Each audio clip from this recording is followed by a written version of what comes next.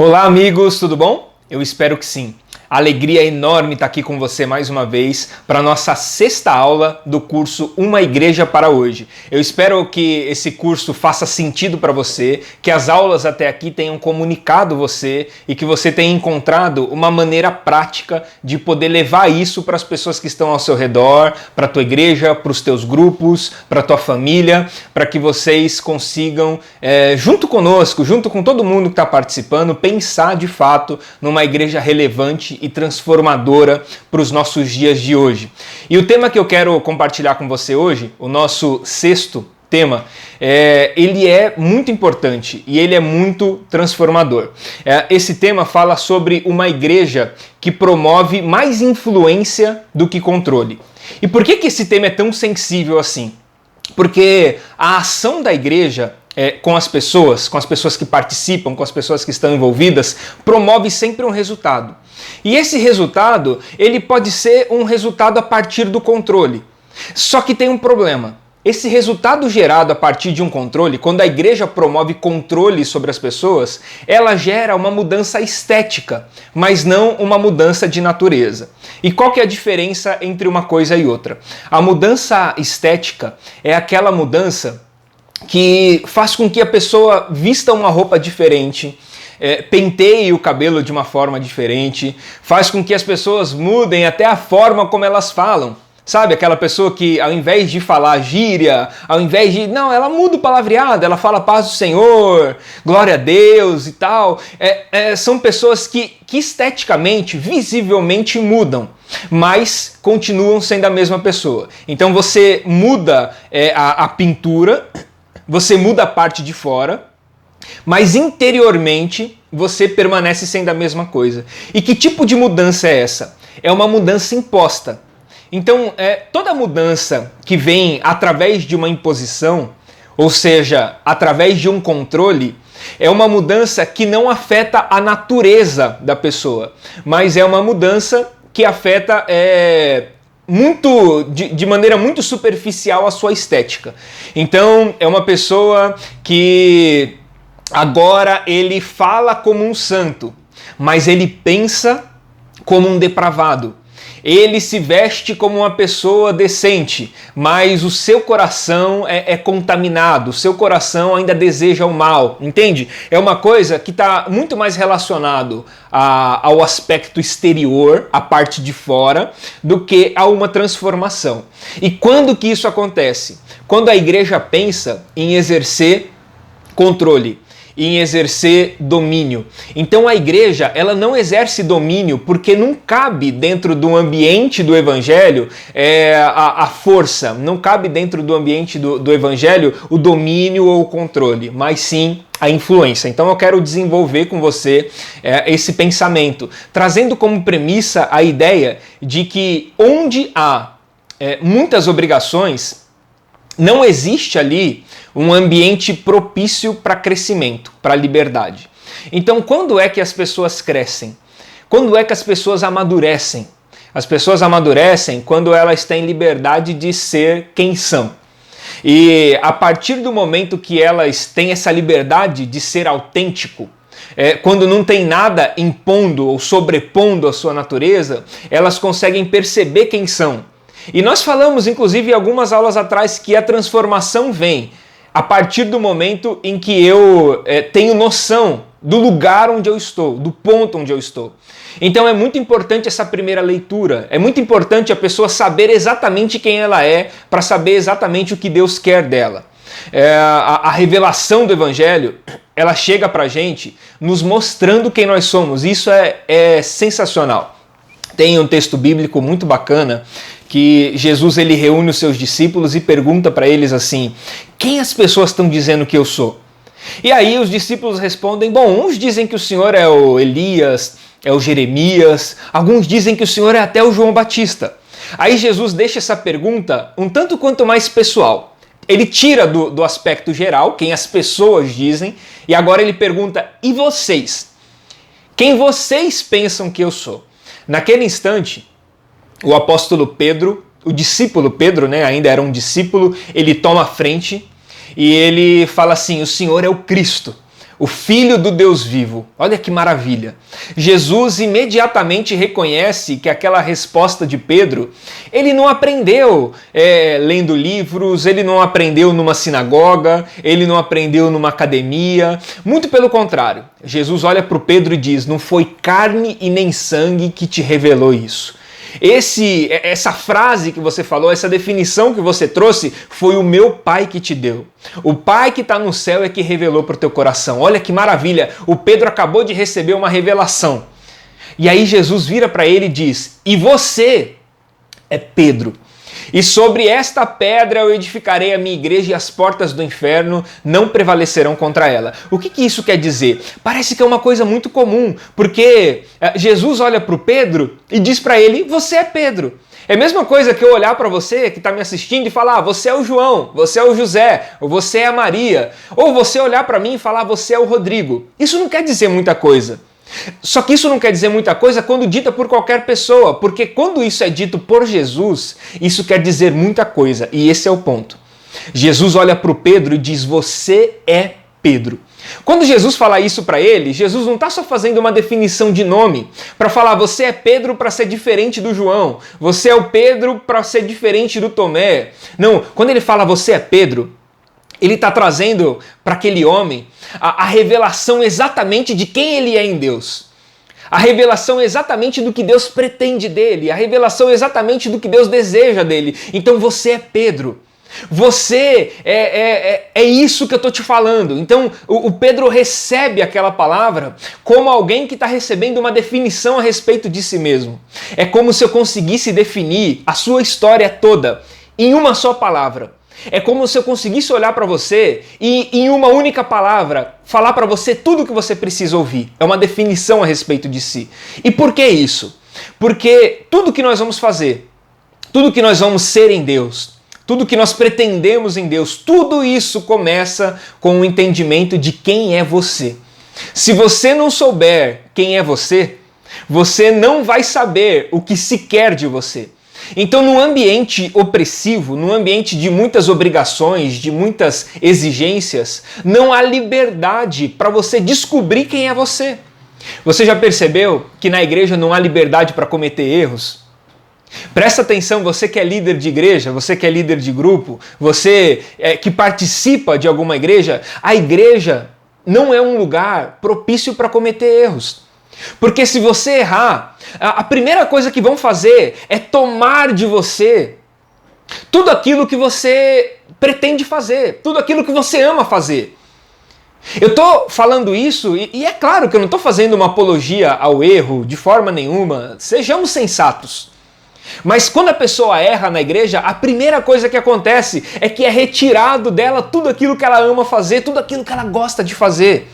Então é uma pessoa, sei lá, que ele participava do louvor, das músicas, e aí ele errou, então a primeira postura da sua liderança é tirar aquela pessoa daquilo que ele ama fazer. É como se fosse um castigo. A pessoa gosta de fazer visita, de fazer pregação, de fazer ensino, de dar aula na escola dominical, se é que ainda existe escola dominical na tua igreja. E aí, quando essa pessoa erra, quando essa pessoa peca, é tirado dele tudo aquilo que ele ama fazer. E a gente chama isso de disciplina. Isso não é disciplina. Isso é punição. E é uma das punições mais severas. Isso não promove crescimento e nem amadurecimento. Isso promove ira e dispersão. Apenas isso. Então a igreja é o lugar onde nós não podemos cometer erro. Mas na verdade, a essência da igreja é exatamente o contrário disso. Não existe um lugar mais seguro nesse mundo para você cometer erros do que estando na comunhão dos irmãos. Porque se você cometer algum erro estando na comunhão dos irmãos, esses irmãos, ao invés de te jogar para fora da comunhão, ao contrário, eles vão te trazer para perto da comunhão. Então uma pessoa que cometeu um erro, uma pessoa que cometeu um pecado, nós vamos trazê-la para perto e não empurrá-lo para longe. Eu tenho uma história, foi logo no início do meu ministério. Eu comecei o ministério muito cedo, como vocês sabem. Eu assumi a minha primeira igreja aos 19 anos. Então foi muito cedo. E óbvio que sem nenhuma experiência, sem nenhum tato, eu tive que aprender na prática, aprender no dia a dia. Não aconselho isso efetivamente para ninguém, mas foi assim que aconteceu comigo. E eu me lembro que quando eu assumi essa primeira igreja, eu conversei com uma pessoa, e é uma pessoa que tinha acabado de cometer um pecado. E você sabe qual é, porque na igreja evangélica hoje a gente considera pecado o quê? O que é pecado que põe de banco? Bom, pecado que põe de banco é pecado que está relacionado à sexualidade. É só isso que põe de banco. A propósito, se você quer entender melhor sobre sexualidade, tem um curso também disponível para você no meu site, que é sobre Deus, namoro, casamento e sexo. Se você quiser conhecer melhor, acessa lá depois, faz a inscrição nesse curso, assiste, vai ser bom demais também para você. E essa pessoa tinha cometido um deslize, um pecado sexual, e eu tinha acabado de assumir a igreja e ela veio conversar comigo. Ela falou, bom, todo mundo já sabe o pecado que eu cometi e eu tô aqui porque eu aceito a punição que eu vou receber. Eu sei que você vai me tirar do louvor, eu sei que você vai me tirar das visitas e da assistência social que eu cuido, eu sei que você vai me deixar um tempo de banco, eu só quero que você saiba que eu amo muito fazer tudo isso, eu sei que você não vai mais me deixar tomar ceia por alguns meses e o meu coração tá quebrantado, mas eu errei, eu confesso que eu errei. Eu olhei bem fundo nos olhos daquela pessoa e eu falei assim, quem foi que te falou isso? Quem foi que te falou que você não vai mais tomar ceia, que você não vai mais participar do louvor, que você não vai mais fazer visita? Quem que te falou isso? Muito pelo contrário. A propósito, eu quero agendar com você aqui. Toda semana nós vamos ceiar junto, nós dois. Todas as semanas nós vamos... Antes do início do culto, nós dois vamos nos encontrar e nós vamos ceiar junto. E se você tinha escala no louvor de tocar, de cantar um domingo sim, um domingo não, a partir de hoje você está escalada para todos os domingos. E se você estava fazendo visita uma vez por semana com o teu grupo, eu vou colocar você em todos os outros grupos para você ter visita todos os dias da semana. E aquela pessoa ficou extasiada, ela falou, eu não acredito, por que isso? Eu falei, porque se você errou e se você está doente, você tem que estar mais perto da gente e não mais longe. Então a disciplina não é jogar a pessoa longe, a disciplina é trazer a pessoa para perto. Ela precisa ser curada, ela não precisa ser punida, entende? Então, quando alguma coisa acontecer, quando alguma pessoa vier na igreja confessar um pecado, não joga essa pessoa para fora da igreja. Me escuta, você que é líder de grupo, líder de igreja, pastor, pastora, me escuta. Não joga essa pessoa para fora da igreja. Abraça essa pessoa com ternura, com amor, com carinho. Cuida dela. Ela precisa da sua ajuda e não do seu dedo apontado em cima do seu pecado. Até porque, se nós formos ser sinceros realmente, homens de Deus e mulheres de Deus sinceros realmente, sabe o que vai acontecer? Não vai sobrar um. Não vai sobrar um para cantar, para tocar, para pregar, para visitar, não vai sobrar um. Porque deixa eu te fazer uma pergunta, quem é que nunca pecou? Quem é que nunca cometeu pecado? Se você for ser sincero, pastor, com a sua igreja, quando alguém pecar e você for colocar alguém de banco, fica de banco junto com ele. Porque eu tenho certeza que você também erra. Porque eu também erro. Porque nós somos seres humanos. Então entende? A igreja não é um lugar para se apontar erros e para apontar dedos. A igreja é um lugar que nós temos que ter segurança para ser exatamente quem nós somos. Porque apenas sendo exatamente quem nós somos, é que nós vamos conseguir conhecer o que Deus quer de nós. Então Jesus olha para o Pedro e diz, você é Pedro. Olha aqui, tudo isso que você é. Conheça-te. E a partir do instante em que você se conhecer, você tem condição agora, você tem formas agora de conhecer a vontade que Deus tem para você. Então a igreja precisa ser um lugar de liberdade, porque onde há muitas obrigações não há liberdade. Onde não há liberdade, as pessoas nunca vão se reconhecer. E se as pessoas não se reconhecem, é óbvio que elas não vão saber o que Deus quer delas, porque tudo isso é uma cadeia. Então, Jesus, que é o Deus encarnado, é o Senhor de todos nós, quando ele veio ao mundo para poder salvar a humanidade, A Bíblia vai dizer pra gente que ele se fez menor do que os anjos. Ele abriu mão de todo o seu poder e ele veio apenas para servir. Então, você entende assim esse modelo? O modelo que Jesus veio trazer, o que é a grandeza aos olhos de Jesus? Então, o Paulo ele vai descrever isso muito bem em Filipenses capítulo 2, a partir do versículo 5, leia depois tudinho aí. A Bíblia vai dizer assim: porque mesmo sendo Deus, ele não teve por usurpação em ser semelhante a Deus. Ele não sentiu orgulho, antes aniquilou-se a si mesmo, tomando sobre si forma de servo, fazendo-se semelhante aos homens. E como homem, foi obediente até a morte. E morte de cruz. Então, você consegue entender que a postura de Jesus não era uma postura de controle? Ele nunca quis controlar as pessoas. Ele não veio instituir regras, ele não veio instituir normas, normativa, checklist. Ele veio influenciar as pessoas e a maneira como ele veio é a maior de todas as influências. Jesus, ao invés de nascer no palácio de Herodes, ele nasceu numa estrebaria. Isso é influência. Jesus, ao invés de nascer do ventre da Herodias, a mulher mais poderosa daquela região, ele decidiu nascer no ventre da Maria, anônima Maria. Isso é influência. Ao invés de se envolver com os poderosos, ao invés de se envolver com Anás, com Caifás, os sumos sacerdotes, ao invés de se envolver com o poder religioso e a influência das sinagogas, Jesus chamou 12 homens anônimos para poder segui-lo e para formar a partir dele a consciência do evangelho no mundo. Isso é influência.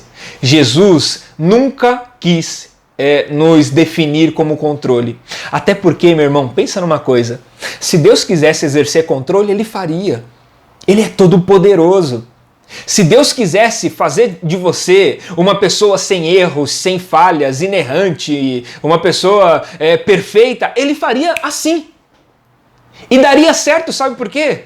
Porque ele é poderoso para fazer isso. Só que ao invés de fazer isso, ele decidiu aceitar você do jeito que você é. Ele decidiu aceitar você cheio de falhas, cheio de erros, cheio de problemas. Sabe para quê? Para você aceitar os outros do mesmo jeito. Isso é influência. Então a igreja, ela não promove controle. A igreja promove influência.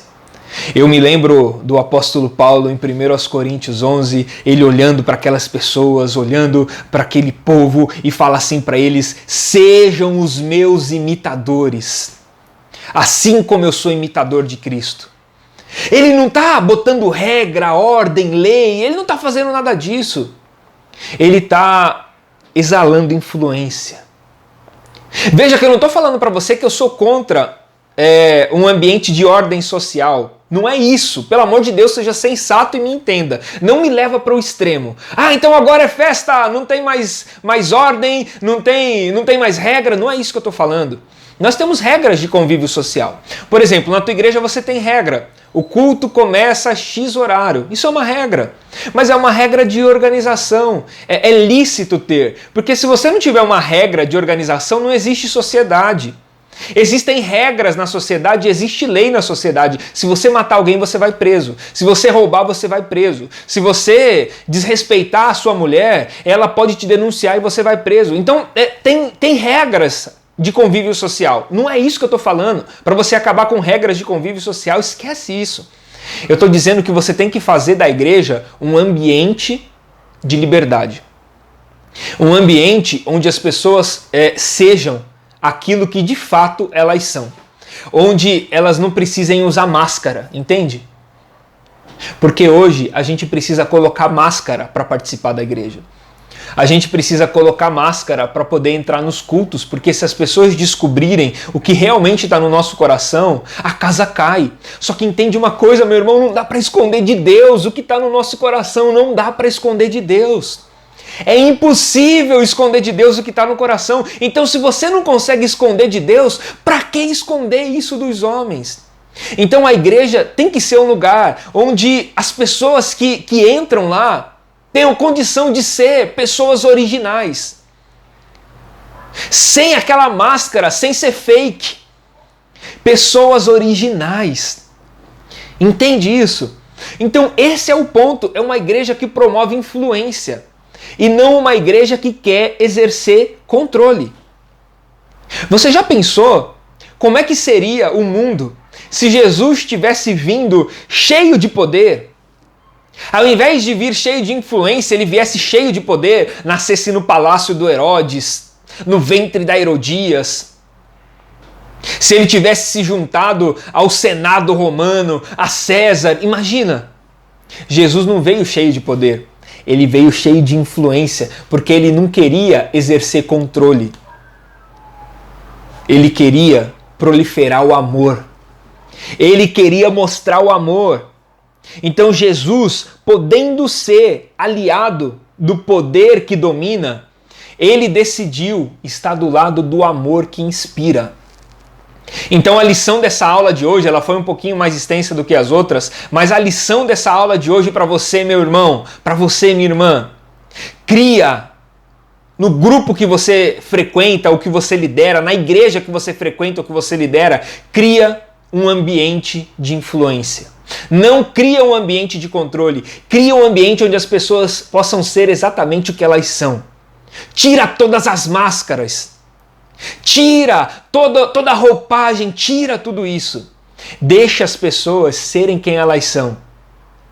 E quando elas forem quem elas são, quando elas conhecerem a elas mesmas, quando elas puderem ser originais, então essas pessoas vão conseguir ouvir a voz de Deus, do que Deus espera delas.